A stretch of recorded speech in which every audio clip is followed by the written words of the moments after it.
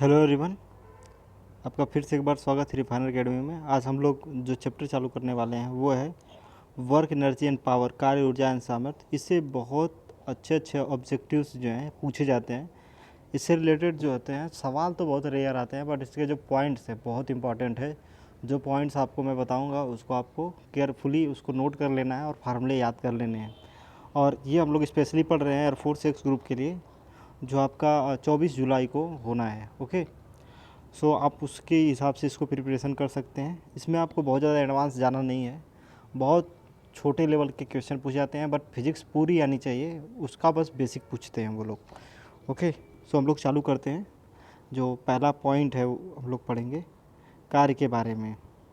कार्य क्या होता है? देखिए, कार्य की डेफिनेशन इसमें बताई गई है कि किसी वस्तु पर लगाया गया बल उसकी स्थिति में परिवर्तन कर दे। ठीक है ना? यानी कहीं पे वस्तु है, इस पर बल लगा के इसको बल लगाए और ये कुछ विस्थापित हो गई। ये वस्तु यहाँ थी, यहाँ चली गई, तो इसका मतलब क्या हुआ? इस बल ने कोई कार्य किया है। ओके, तो इसी बल के कार्य को हम लोग निकालेंगे। तो बल का कार्य कैसे निकाला जाता है? देखिए, कार्य वह भौतिक क्रिया है जिसमें किसी वस्तु पर बल लगाकर उसे बल की दिशा में विस्थापित कर दिया जाता है। बल की दिशा में विस्थापित कर दिया जाता है। तो देखिए यहाँ पर उसी को कार्य करते हैं। यफ किसी वस्तु पर बल लगाया जाता है और उस सरल रेखा में क्या होती है? विस्थापित हो जाती है। तो जो कार्य होता है यफ, वो होता है यफ इंटू डी। तो यफ इंटू डी ये बेसिकली में अदिश गुणन है। ये डॉट प्रोडक्ट है, अदिश गुणन से आता है। इंपॉर्टेंट है अदिश गुणन, मैं आपको बताया हूँ, आप वेक्टर में देख सकते हैं। तो अदिश गुणन जब भी खोलते हैं तो आप लोग एफ डी कास थीटा आता है, यानी फोर्स, और ये फोर्स है, ये डी है। तो फोर्स और डी के बीच का जो कोण होता है वही है थीटा। तो थीटा यहाँ पर देख सकते हैं। अदिश गुणन कब करते हैं? कि जब वो अदिश राशि प्राप्त होती है। तो कार्य एक कैसी राशि है? अदिश राशि है। इंपॉर्टेंट है, याद रखना है आपको। नेक्स्ट देखेंगे हम लोग कार्य के प्रकार। अब कार्य के प्रकार कैसे कैसे होगा उसको थोड़ा सा एक नज़र देख लेते हैं। देखिए, कार्य के प्रकार अगर आप लोग देखेंगे तो कार्य एक होता है धनात्मक कार्य, एक होता है ऋणात्मक कार्य और एक होता है शून्य कार्य। तो आपको तीनों केस याद रखने हैं। देखिए, जब कोण यहाँ पर कोण जो होगा इन बिटवीन 0 to 90, यानी कि 90 और 0 के बीच में रहेगा, तो वो कार्य क्या होता है? धनात्मक कार्य होता है। ठीक है, किसके बीच का कोण? बल और विस्थापन के बीच का कोण। याद रखना है कि कोण जो होता है 0 और 90 के बीच में रहेगा तो कार्य धनात्मक होता है। और धनात्मक में क्या होता है? जिधर वस्तु को पर बल लगाया जाता है उसी की दिशा में वस्तु जाती है। ठीक है, ऋणात्मक कार्य कब बोलते हैं ये भी याद रखना है। ऋणात्मक कार्य कहते हैं जब कोण 90 से 180 के बीच में हो। कोण 90 से 180 के बीच में होता है तो उसको हम लोग कहते हैं ऋणात्मक कार्य। ओके, और शून्य कार्य कब कहा जाता है? जब वस्तु पर लगाया गया बल और विस्थापन दोनों एक दूसरे के लंबवत होते हैं। जैसे अगर आप लोग देखेंगे कोई एक कूली जो है वो किसी बक्से को ढोता है तो गुरुत्वाकर्षण बल उस पर कितना कार्य करती है? तो देखिए, बक्से को ढोके तो उधर ले जाएगा, लेकिन गुरुत्वाकर्षण तो नीचे लगेगा। यस या नो? और वस्तु जा रही है इधर, तो इसके बीच का कोण कितना आ रहा है? 90 डिग्री। तो बोलेंगे हम लोग कि गुरुत्वाकर्षण बल कोई कार्य नहीं कर रहा है। ये इंपॉर्टेंट है। तो शून्य देखिए कैसे निकाल रहे हैं हम लोग, यहाँ ही से कास थीटा से। जब थीटा, देखिए थीटा जो होता है 0 से 90 के बीच में होता है तो कास थीटा पॉजिटिव होता है। जब ये 90 से 180 में होता है तो कास थीटा होता है निगेटिव। ठीक है, और जब 90 होता है तो कास 90 का मान कितना होता है? 0 होता है। तो जब कोण एफ और डी के बीच, यानी बल और विस्थापन के बीच का कोण जो होता है 90 होगा, तो उस समय कार्य क्या आएगा? शून्य आएगा। इंपॉर्टेंट है, याद रखिएगा, कार्य शून्य होने की दशा। नेक्स्ट देखते हैं हम लोग कार्य के मात्रक। इंपॉर्टेंट है, आपको याद रखने, सब कुछ याद रखने इसमें। ये टॉपिक ऐसा है कि आपको 2 या 3 क्वेश्चन मिलेंगे इससे। तो कार्य के मात्रक क्या क्या है? कार्य देखिए एक अदिश राशि है, बताया हूँ आपको। एमकेएस पद्धति में इसका मात्रक जो होता है न्यूटन मीटर प्रति सेकंड अथवा जूल, और सीजीएस में इसका मात्रक होता है अर्ग, और 1 जूल बराबर होता है 10 की पावर 7 अर्ग। इंपॉर्टेंट है, याद रखना है इसको। ठीक है, तो ये देख सकते हैं। इससे रिलेटेड यहाँ पर एक सवाल दिया गया है। 40 मीटर का न्यूटन का बल लगाते हैं और 10 मीटर 30 अंश का कोण पे लगाते हैं। ठीक है, तो क्या करेंगे? बल एफ डी कास थीटा होता है, तो आप क्या क्या रख लेंगे? बल रख देंगे, विस्थापन रख देंगे, कास 30 अंश का मान रख देंगे, हो जाएगा। बस सिंपल सी बात है। इसी तरह सवाल ही आएंगे, आपसे सवाल नहीं पूछे जाएंगे बेसिकली आपसे। इससे रिलेटेड जो पॉइंट है पॉजिटिव, निगेटिव और जीरो जो कार्य होता है वो पूछा जाएगा आपसे। ओके, अगला देखते हैं हम लोग ऊर्जा। ऊर्जा क्या क्या होती है? तो कार्य करने की जो क्षमता होती है उसी को हम लोग कहते हैं ऊर्जा, कार्य करने की क्षमता। तो ऊर्जा कई प्रकार की होती हैं, जैसे यांत्रिक ऊर्जा होती है, ऊष्मीय ऊर्जा होती है, प्रकाश ऊर्जा होती है, ध्वनि ऊर्जा होती है, और रासायनिक ऊर्जा होती है। और ऊर्जा का SI मात्रक जो होता है जूल होता है। CGS मात्रक अर्ग होता है, तो 1 जूल बराबर 10⁻7 अर्ग।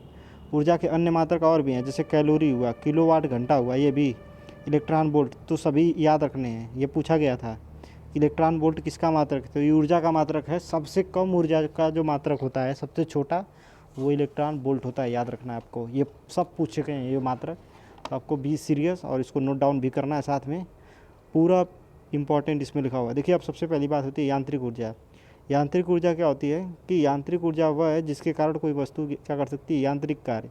यांत्रिक कार्य क्या होता है, जिसमें चलना फिरना ये आता है। ओके, चलना फिरना जो भी कर सकते हो, घूमना फिरना, तो इसमें यांत्रिक कार्य कर सकती है। तो यांत्रिक ऊर्जा देखिए, जैसे गतिशील कार्य की ऊर्जा तो गति कर रही है, तो यांत्रिक ऊर्जा में 2 चीज़ें आती हैं। एक आती है गतिज ऊर्जा, तो गतिज ऊर्जा का फार्मूला क्या होता है, हाफ mv²। फार्मूला याद रखना है, गतिज ऊर्जा क्या होती है, हाफ mv², ठीक है।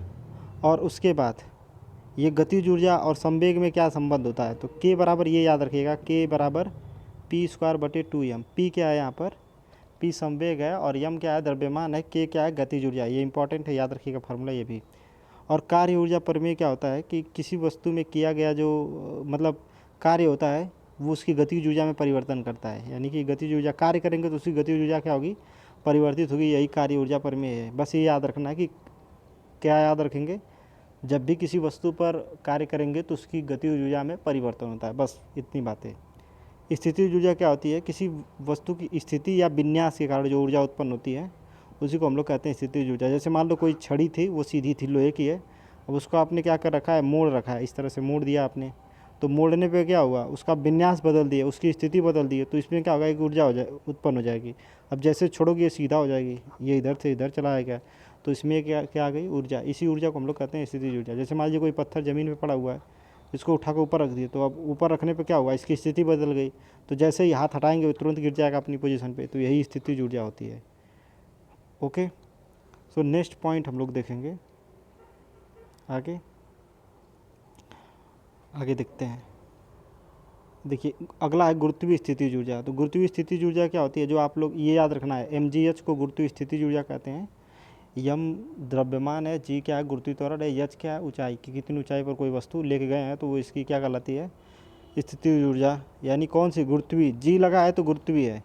अब प्रत्यास्थ स्थितिज ऊर्जा क्या है, तो स्प्रिंग वगैरह में आती है कि स्प्रिंग को देखिए, स्प्रिंग को कितना फैलाते हैं या कितना सिकोड़ते हैं, तो आपको बल लगाना पड़ता है, उसके लिए कार्य करना पड़ता है, तो उसी को हम लोग कहते हैं कि स्प्रिंग की एक प्रत्यास्थ स्थितिज ऊर्जा है। वो प्रत्यास्थ स्थितिज ऊर्जा का फार्मूला क्या होता है, हाफ kx², जहाँ k होता है स्प्रिंग का बल नियतांक होता है, ये दिया रहेगा आपके पास, और x क्या है, इस स्प्रिंग की लंबाई में परिवर्तन है।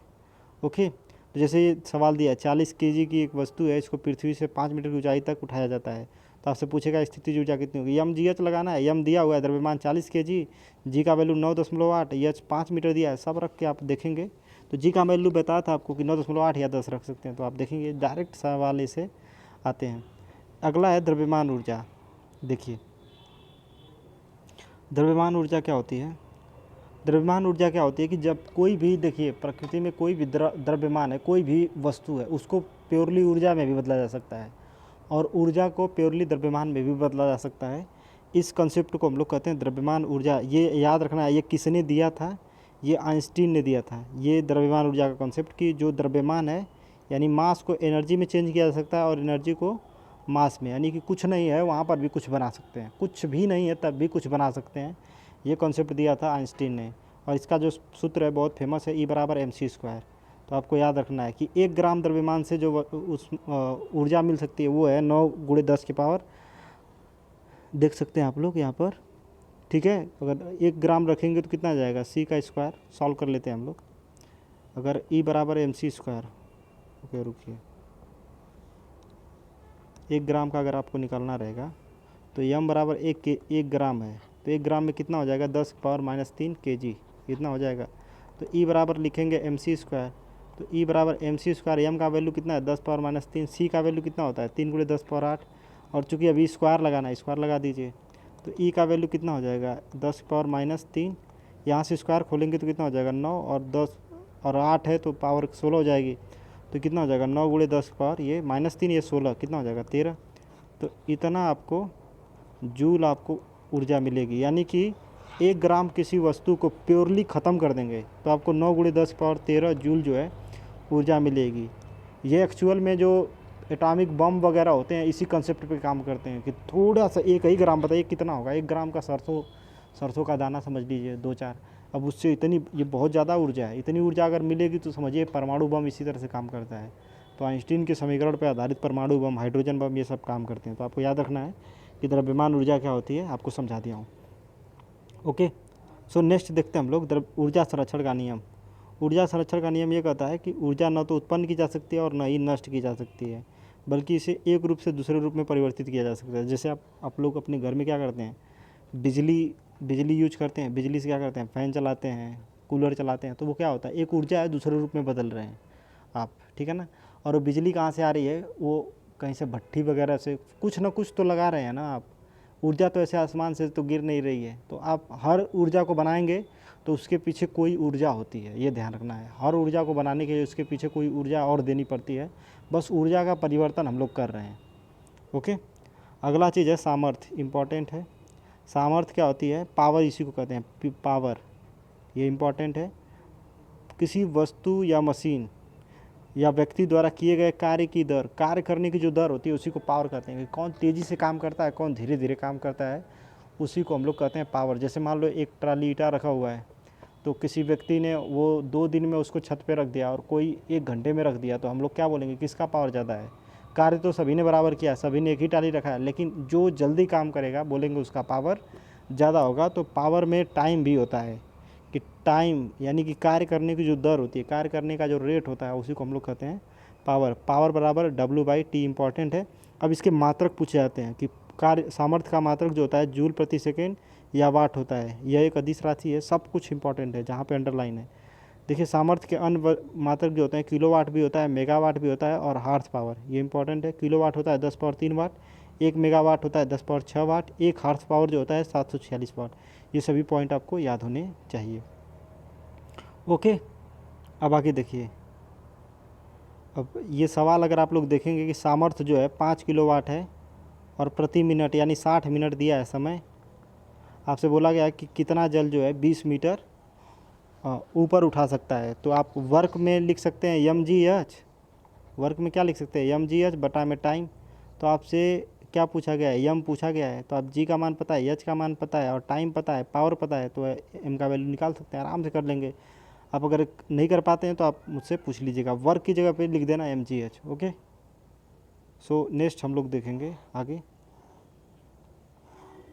थोड़ा सा इसमें इम्पोर्टेंट है, संघट्ट देखेंगे। संघट्ट क्या कंडीशन है उसके बारे में, और ये पूरे फार्मूले आपको याद ही करना पड़ेगा। इसका कोई सलूशन नहीं है कि बिना याद करे आप आगे बढ़ जाएं।